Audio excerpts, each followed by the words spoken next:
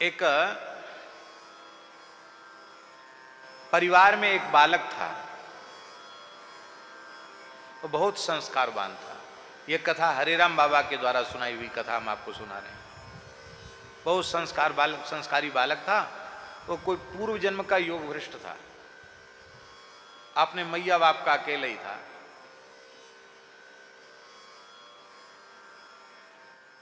तो पूर्व जन्म का कोई संस्कार उसका था, तो संतों से बहुत प्रेम करता था। जंगल में महात्मा लोग रहते थे, वहां चला जाता, वहां जाकर सब जगह झाड़ू लगाना, गैया का गोबर उठाना, कोई बूढ़े महात्मा हो उनकी सेवा कर देना, बर्तन मांज देना। ब्राह्मण शरीर था, रसोई में भी जाता, रसोई में चले जाना। लेकिन अब मैया बाप बेचारे कहा करें। मैया बाप सोचते एक ही है, ज़्यादा कुछ कहेंगे छोड़ के भग जाएगा, तो कुछ कहते नहीं, क्योंकि कहने का उस पर कोई असर नहीं था। अंत में लोगों ने कहा कि भैया ऐसा करो, इसका ब्याह कर दो। ब्याह कर दो तो फिर कुछ न कहीं अटक जाएगा, बंधन में आ जाएगा, फिर कुछ जिम्मेवारी कंधों पे आएगी तो कुछ करेगा। अभी तो ऐसे ही बाबाजियों पे भग जाता, चला जाता। तो घेर घार के उसका ब्याह कर दिया। घेर घार के मतलब उसका बिल्कुल मन नहीं था, जबरदस्ती ब्याह कर दिया। लेकिन वो तो महाराज जैसी पहले की आदत वैसी आदत, वो तो उठे अपने चला जाए महात्माओं के यहाँ, और तो और नजर बचा के कोई सामान वहां पहुंचाना हो तो पहुंचा भी क्यों। मैया बाप राजी नहीं होते थे। खेत खलिहान पर भी भेजो तो यही उपाय करता था कि यहाँ की कोई साग सब्जी बढ़िया चीज कैसे महात्माओं के यहाँ पहुंचा दें, सेवा में लग जाए, ये उसका भाव था। सब बात फेल हो गई, बच्चे भी हो गए, पुत्र भी हो गए, एक पुत्र हो गया।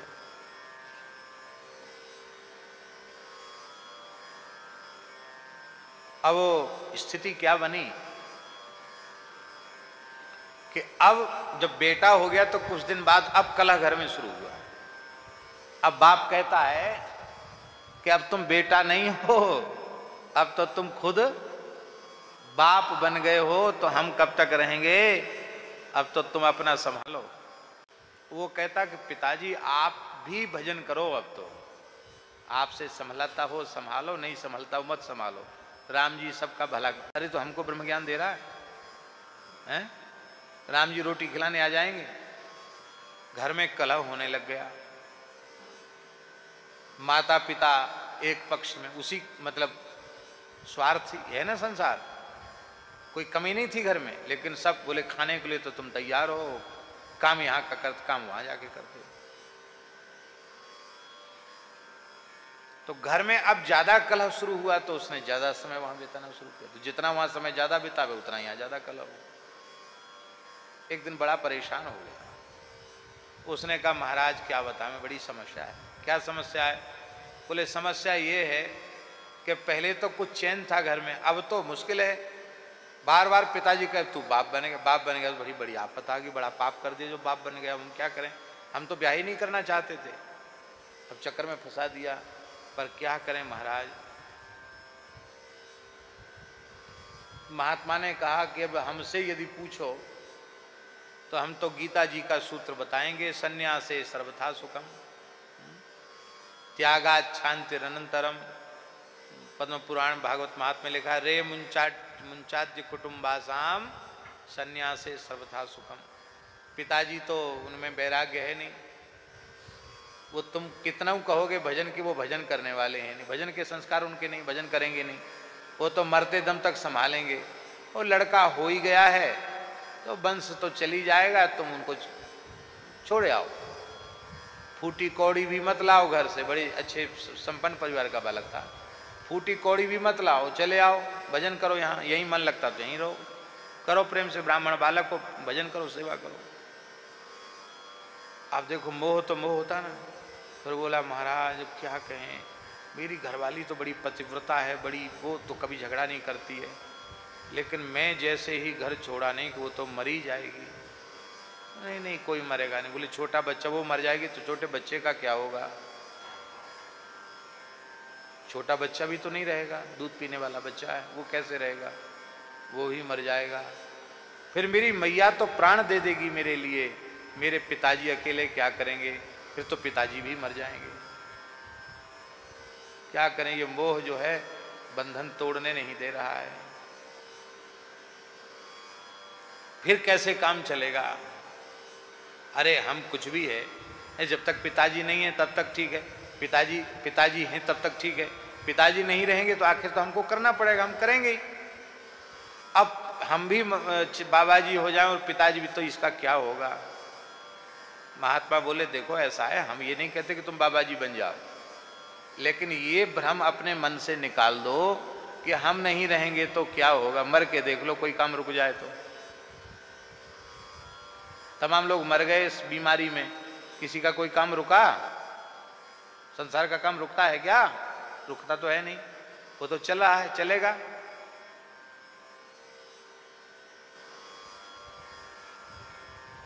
महाराज आप तो कह रहे हैं महात्मा है, लेकिन हमारे अभी बात बैठ नहीं रही है। तो बोले ठीक है, हम तुमको एक जुक्ति बताते हैं। तो योगी महात्मा थे, उन्होंने एक ऐसी कुछ क्रिया बता दी, उस क्रिया में आदमी का श्वास चलना बंद हो जाए, नाड़ी वाड़ी सब बंद हो जाए, और आंख खुली की खुली रहे, वो देखे सब, सुने सब, पर देखने में लगे कि मुर्दा हो गया, मर गया ये तो आदमी। तो ऐसा ही एक दिन वो धीरे धीरे साधना करते करते वो क्रिया करना उसको आ गई। एक दिन उसने वही नाटक किया, मर गया, मरा नहीं था, तो जिंदा, अपने प्राण ब्रह्मांड में चढ़ा लिए, ऐसे हो।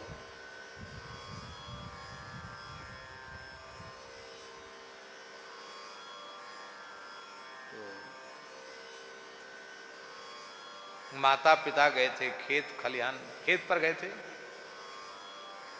और पत्नी घर में थी, और ये बेचारा मर गया। तो पत्नी ने देखा कि तो आंख खुली की खुली रह गई, हिलाया डुलाया, ऐसे देखा, नाड़ी वाड़ी कुछ नहीं चल रही। तो क्या बोली घरवाली, वो देख सब रहा, सुन रहा, अरे ये तो मर गया। हरिराम बाबा कहते थे ये तो निपुता मर गया, अब मेरा क्या होगा।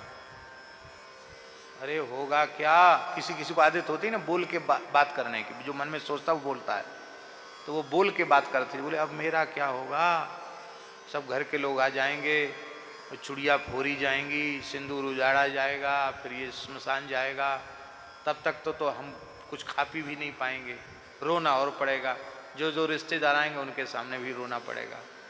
बोले कितना बढ़िया हलवा बनाया, इसका क्या होगा। तो बोली कोई बात नहीं, तो मर ही गया, पहले हलवा खा लो थोड़ा सा। तो बोल के उसने हलवा जो है थाली में सिराया था, पति के लिए सिराया था, और वो फटफट हलवा खाने लगी।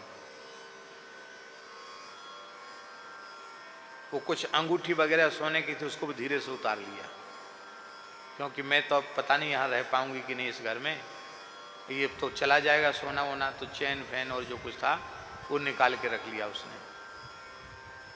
अब उसने बहुत ध्यान से सुने, बड़ी बढ़िया बात सुना रहे हैं, उसने दांत पर सोना मढ़ा रखा था, तो लोभ और बढ़ गया, तो उसने सोचा कि धीरे से इसको भी एक लोढ़ी से दांत को तोड़ लें, इतना सोना क्यों बेकार में जलेगा, इतना क्यों चला जाए सोना। वो लोढ़ी उठाई, उसी से में मैया बाप आ गए, तो वो काम पूरा नहीं हो पाया। आकर देखा तो ओ माथा पटक के रोने लगी, हाय मैं तो मर गई, ये हुआ वो क्या हुआ, देख लो इनको क्या हो गया। अरे राम, सब पछाड़ खा के गिरे, पूरे गांव में कोहराम मच गया, आदमी मर गया बजा बेचारा। बोले अब तो क्या है, डॉक्टर वैद्य जी बुलाओ। बोले चेतना का कोई लक्षण इनमें, अब तो ले जाओ स्मशान ले जाओ। अब वो देख सब रहा है, सबकी सुन रहा है, देख रहा है, बस निश्चेष्ट पड़ा हुआ है। इसी बीच में संध्या का समय था, लोगों ने कहा भैया सूर्यास्त के पहले फूंक दो, सूर्यास्त के बाद जलाना भी नहीं चाहिए, फूंक दो।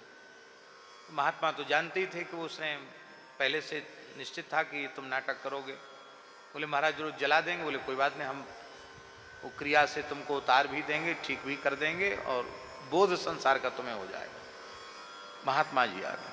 अरे अरे महात्मा कैसे आए, अरे इन्हीं बाबा जी के पास तो जाता था, बचपन से जाता था। महात्मा बोले हाँ क्या कहें, बहुत संस्कारी था, बड़ा भगत था, बहुत सेवा करता था। क्या करें, हम तो वैसे किसी के मरे गिरे में जाते नहीं, लेकिन क्या करें, अब हमको भी रोना आ रहा है। हम लोग महात्मा हैं, घर द्वार छोड़ दिए, किसी के लिए रोते नहीं है, इसके लिए रोना आ रहा है। क्या हुआ, कैसे मर गया, सबसे पूछा, बोले कुछ नहीं, कोई हाल ही नहीं, बीमारी नहीं, कोई ताप तिजारी कुछ नहीं, बुखार कुछ नहीं आया, ऐसे ही मर गया। अरे राम राम, बड़ा बुरा हुआ। अब क्या, अब तो संस्कार करना पड़ेगा। महाराज हमारा तो घर लुट गया, हमारा घर उजड़ गया, अब क्या होगा। देख लो महाराज, क्या नई बहू है, छोटा सा बच्चा गोद में खेलने वाला, क्या होगा।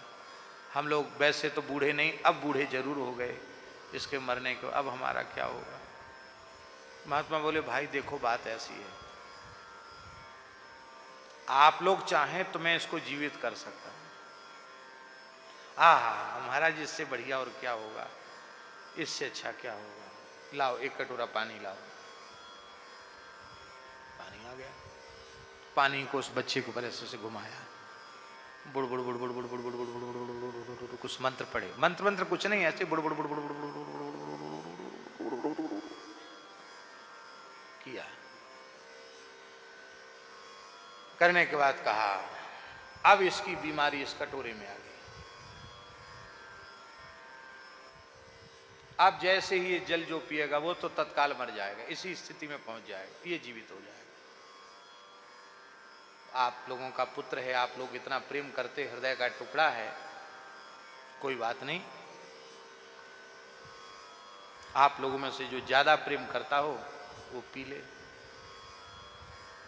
सोई सबका रोना गाना बंद हो गया। पिताजी से कहा कि आप पी लो, कोई बात नहीं, ये तो कम से कम संभाल लेगा घर।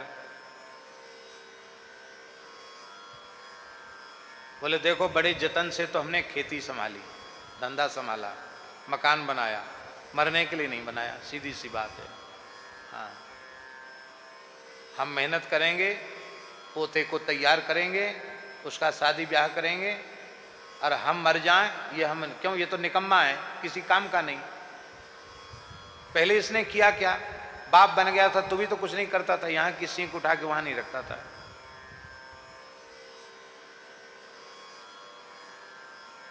पिताजी ने साफ मना कर दिया, हम नहीं मरेंगे, क्यों मरे हम इसके लिए।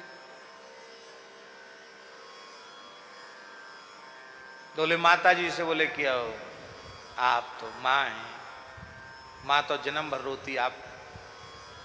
उसने कहा मैं तो जरूर पी जाती, पर क्या करें, हमने आप संतों से ही सुना है, पतिव्रता का न भाई होता है, न बेटा होता है, न बाप होती, न माँ होता है, पतिव्रता का तो सर्वस्व पति ही होता है।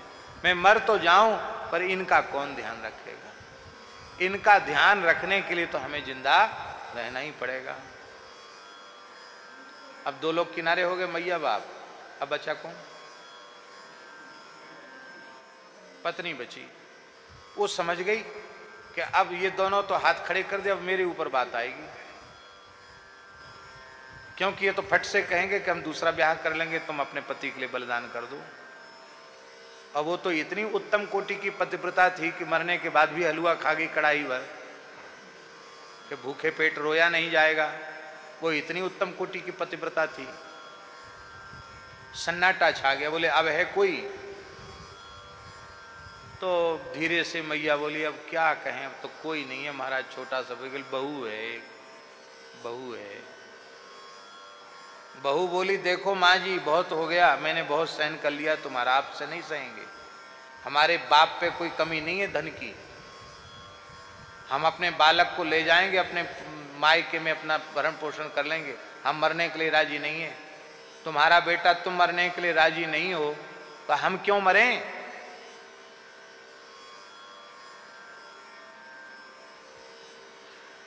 अब बुरा नहीं मानना, तुम अपने बेटे का दूसरा ब्याह करने की सोचते हो, हमारा दूसरा ब्याह नहीं हो सकता, मेरी उम्र ही क्या है। लड़ गई महाराज।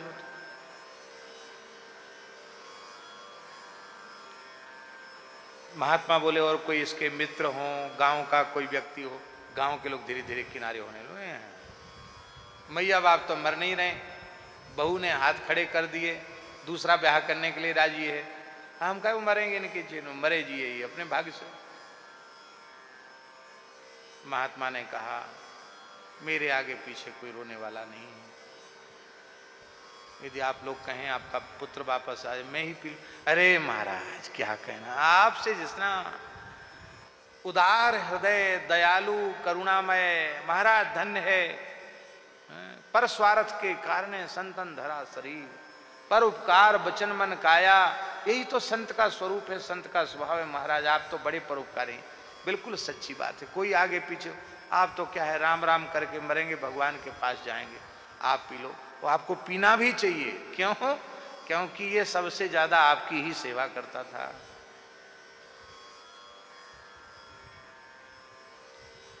महात्मा बोले एक बात है, वैसे तो हम शायद बच भी जाएं, कोई पता नहीं, कोई ठिकाना नहीं, क्यों हमारे गुरु की कृपा हमारे ऊपर है। हो सकता हम बच जाएं, झेल जाएं इस विपत्ति को, लेकिन एक बात है, ये लड़का तुम्हारे पास नहीं रहेगा, ये छोड़ के चला जाएगा। तो लोग अपने मन में सोचते थे ऐसे कोई छोड़ के जाता है, छोटा सा बच्चा है, इतनी सुंदर घरवाली है, इतना घर भरा पूरा परिवार है, खेत है, खलिहान है, मकान है, दुकान है, सब चीज़ तो है। अरे कोई घर छोड़ के क्यों जाएगा? बाबा जी के पास क्यों जाएगा? क्या रखा बाबा जी के पास, क्यों जाएगा? तो चतुर होते ना संसार के लोग, उन्होंने कहा एक बार जिंदा तो हो जाए, बाद में तो हम लोग रोग आके पकड़ लेंगे इसको। अच्छा महाराज कोई बात नहीं, जिएगा तो सही, हम देखते तो रहेंगे इसको। हाँ सो तो देखते रहोगे, सामने रहेगा तो देखोगे ही, और क्या करोगे? तो हम पी लें? हाँ महाराज बड़ी कृपा, पी लो। वो कुछ था थोड़ी, कमंडल में गंगा जल था, वो गंगा जल कटोरा में रखा था, बुड़ बुड़ बुड़ करके खाली नाटक किया था। पी लिया उन्होंने, पी करके थोड़ा नाटक भी किया कि हाँ कुछ बेहोशी आ रही है, चक्कर आ रहे हैं। राम राम राम राम राम राम सीताराम सीताराम राम राम सीताराम सीताराम राम राम सीताराम राम राम राम राम सीताराम सीताराम। बच गए, मरते मरते बच गए। और उस लड़के पर हाथ फेरा, वो तो ठीक था ही, ठीक हो गया। उसने न मैया की ओर देखा, न बाप की ओर देखा, न गृहिणी की ओर देखा, न पुत्र की ओर देखा, चल पड़ा। पिताजी माताजी पत्नी सब खाकर पछाड़ खा के गिरने लगे, हाथ पांव जोड़ने लगे। बोले अब सबका असली चेहरा हमारे सामने आ चुका है। अब तक मैं धोखे में था, भ्रम में था, मोह में था, लेकिन अब मोह निशा समाप्त हो चुकी है और संसार का स्वरूप मेरी आंखों के सामने प्रत्यक्ष प्रकट हो चुका है। इसलिए अब मैं एक क्षण यहां रुक नहीं सकता, और चला गया। तो बाबा ये कथा हमको सुनाते थे बचपन में, कहते देखो पंडित जी ऐसे तुम मोह के चक्कर में मत फंसना, साधु बन जाना, ऐसा बोलते थे बाबा। ये कथा सुनाते थे हरे राम बाबा, कई बार सुनाई, बड़े अच्छे ढंग से सुनाते थे, उनके मुंह से बड़ी अच्छी लगती थी ये कथा। इसका आशय केवल इतना ही है, इस कथा का, इस कहानी का, इस कथा का, इस उदाहरण का आशय केवल इतना ही है कि यह मनुष्य को भ्रम है कि हमसे लोग प्रेम करते हैं। कोई किसी से प्रेम नहीं करता जब तक जिसकी जिससे स्वार्थ सिद्धि हो रही है, तब तक उसका उससे प्रेम जैसा व्यवहार है, प्रेम है नहीं। और हो भी तो प्रेम का निर्वाह संसार नहीं करना जानता, पर प्रेम करना भी राम जी को आता है और प्रेम निभाना भी राम जी को आता है, क्योंकि वो साक्षात मूर्तिमंत प्रेम का स्वरूप है, प्रेम विग्रह है। अक्रूर जी के यहाँ जब भगवान श्री कृष्ण पधारे, शरीर संबंध से अक्रूर जी उनके चाचा लगते हैं और भगवान भतीजा लगते हैं, पर अक्रूर जी संत हैं, उनको ये बोध है कि श्री कृष्ण कौन है, बलराम जी कौन है, वो जानते हैं। ये साक्षात परब्रह्म परमात्मा हैं, ये साक्षात भगवान शेष अनंत हैं, वो जानते हैं महिमा, क्योंकि भगवान ने अपने दिव्य ऐश्वर्यमय स्वरूप का दर्शन उनको जमुना जी के जल में कराया है। शेष पर्यंक पर भगवान पौड़े हुए हैं, इस स्वरूप का दर्शन उन्होंने किया है। ब्रह्मादि देवता उनकी स्तुति कर रहे हैं।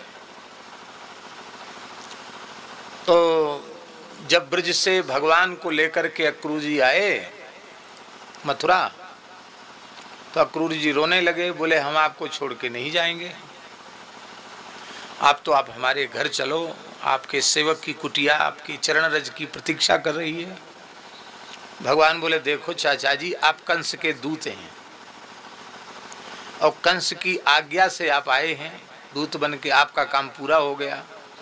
अब हम कंस वध के पहले ही आपके घर चले गए तो आपके ऊपर संदेह उत्पन्न हो जाएगा कंस को, इसलिए अभी हम नहीं आएंगे, समय आने पर हम आपका आतिथ्य स्वीकार करेंगे, आप प्रतीक्षा करो, पहले हम कंस वध करें। भगवान ने कंस वध किया और कंस वध के बाद भगवान का यज्ञोपवीत संस्कार हुआ। यज्ञोपवीत संस्कार के बाद भगवान सांदीपनी महर्षि के यहाँ उज्जैनी में पढ़ने चले गए, 1 साल पढ़े और लौट के आए। इसके बाद अक्रूर जी के यहाँ गए, तब तक वो प्रतीक्षा करते रहे।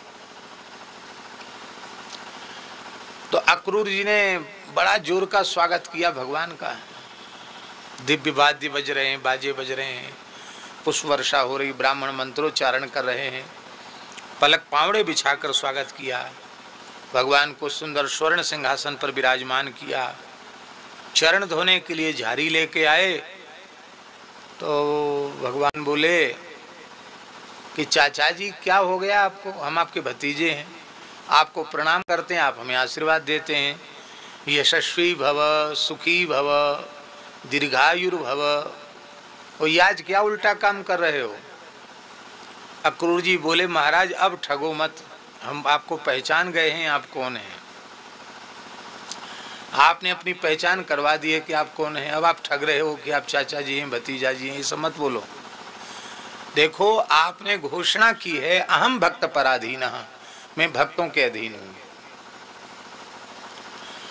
तो ये भक्त का घर है, आपकी नहीं चलेगी यहाँ, यहाँ तो हमारे मन की चलेगी, हम जैसा चाहते हैं वैसा आपको करना पड़ेगा। भगवान मुस्कुरा गए, बोले तो ठीक है, जैसा तुम्हारा मन हो सो कर लो। तो भगवान के चरण भी धोए, चरणामृत भी लिया, पूरी पूजा की भगवान की, पूरी भगवान की स्तुति भी की, साष्टांग प्रणाम किया आरती करके भगवान को। भगवान ने कहा आपने अपना काम कर लिया? हाँ कर लिया। बोले अब हमको अपना काम करने दो। तो भगवान ने सिंहासन पर तो अक्रूर जी को बिठा दिया और संत महिमा का वहां श्री कृष्ण ने वर्णन किया है। भगवान कहते हैं नहियम मयानि तीर्थानि न देवा मृच्छिला मयाः ते पुनन्त्युरुकालेन दर्शना देव साधवः। भगवान कहते हैं हे अक्रूर जी, आपके जैसे संत हरिभक्त तो जीवों को दर्शन मात्र से पवित्र कर देते हैं। जब हम तीर्थों में जाते हैं तो हमें जलमय तीर्थ प्राप्त होते हैं, कहीं गंगा जी हैं, कहीं यमुना जी हैं, कहीं नर्मदा जी हैं, कहीं सरयू जी हैं, कहीं कोई पवित्र कुंड है, कहीं कोई पवित्र सरोवर है, कहीं कोई पवित्र कूप है, कहीं भी जाएंगे पवित्र जल हमको मिलता है, जल को ही तीर्थ कहते हैं। और उन तीर्थों में देवताओं की प्रतिमाएं प्रतिष्ठित होती हैं, मृत पाषाण काष्ठ आदि के विग्रह तीर्थों में प्रतिष्ठित होते हैं। तो भगवान स्वयं कह रहे हैं जलमय तीर्थों का सेवन करने वाले लोग और तीर्थों में प्रतिष्ठित मृत पाषाण आदि की प्रतिमाओं का दर्शन करने वाले, देवताओं का दर्शन करने वाले लोग दीर्घ काल में पवित्र होंगे, किंतु आपके जैसे संत का किसी को दर्शन हो जाए तो दर्शन से ही पवित्र हो जाएगा। यहाँ भगवान ने तीर्थों से, तीर्थ के जल से और तीर्थों के प्रतिष्ठित देवताओं से, विग्रहों से भी संत की महिमा को अधिक कहा भगवान ने। ऐसा लगता कि भगवान ने तीर्थ की महिमा और तीर्थ में विराजमान प्रतिमाओं की महिमा कुछ कम कर दी, ऐसा नहीं है पंडित जी। इसका आशय यह है कि प्रायः हम मलिन हृदय के जो जीव हैं, कलिमल ग्रसित जो जीव हैं, उनकी तीर्थ के जल में सामान्य जल की बुद्धि होती है और भगवत विग्रहों में ये मिट्टी के हैं, पत्थर के हैं, लकड़ी के हैं, पीतल के हैं, ये बुद्धि रहती है। तो जब तक हम जड़ वस्तु का दर्शन तीर्थ में कर रहे हैं तब तक हम कैसे पवित्र होंगे। तो पानी बरसने लग गया, आप लोग इधर आ जाएं, इधर ले लें। पीछे सुरक्षित स्थान में चले जाएं।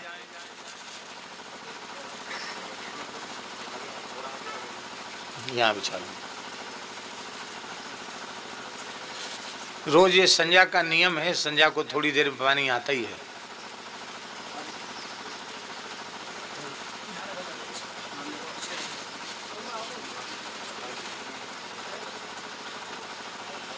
नित्य नियम है पानी का थोड़ी देर आना।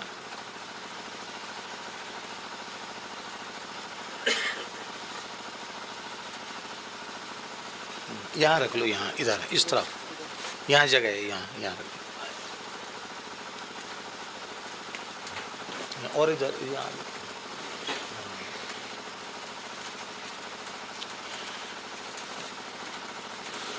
उधर कुर्सी लगा दीजिए आचार्य जी के लिए, सब लोगों के लिए उधर उस तरफ।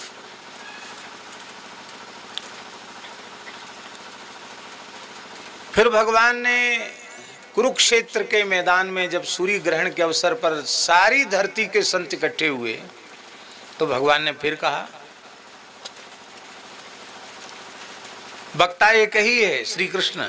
फिर उन्होंने कहा, नहियम मयानि तीर्थानि न देवा मृच्छिला मया ते पुनंचिरुकालेन यूयम दर्शन मात्रतः। आप सब संत, किसी एक संत के लिए नहीं, जितने ऋषि मुनि महात्मा हैं सबके लिए भगवान ने कहा कि आप तो दर्शन मात्र से जीव को पवित्र करते हैं।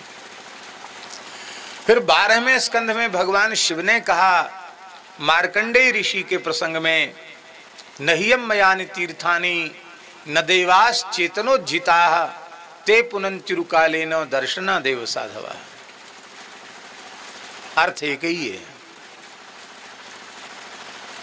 भगवान स्वयं संत की स्तुति करते हैं और स्तुति ही नहीं करते हैं, संत की चरण रज भी भगवान लेते हैं। हमारी बात पर तो आप संदेह कर सकते हैं, पर खुद भगवान ही कह रहे हो तो संदेह की क्या आवश्यकता है। भगवान कहते हैं अपने प्रिय भक्त उद्धव जी से, हे उद्धव, निरपेक्षम मुनिम शांतम निर्वैरम समदर्शिनम अनुब्रजाम्यहम नित्यम पूये ये त्यंघ्रि रेणु भी। भगवान कह रहे हैं, हे उद्धव, जो संत निरपेक्ष हैं, निरपेक्ष का अर्थ है कि लौकिक पारलौकिक जगत की कोई वस्तु पदार्थ की प्राप्ति की कामना जिनके चित्त में नहीं, किसी से कुछ नहीं चाहते हैं। अरे दुनिया से, संसार से तो साधु संत कुछ चाहते ही नहीं है, भगवान से भी कुछ नहीं चाहते हैं। इतने निष्काम होते हैं कि ठाकुर जी से भी उनको कुछ नहीं चाहिए।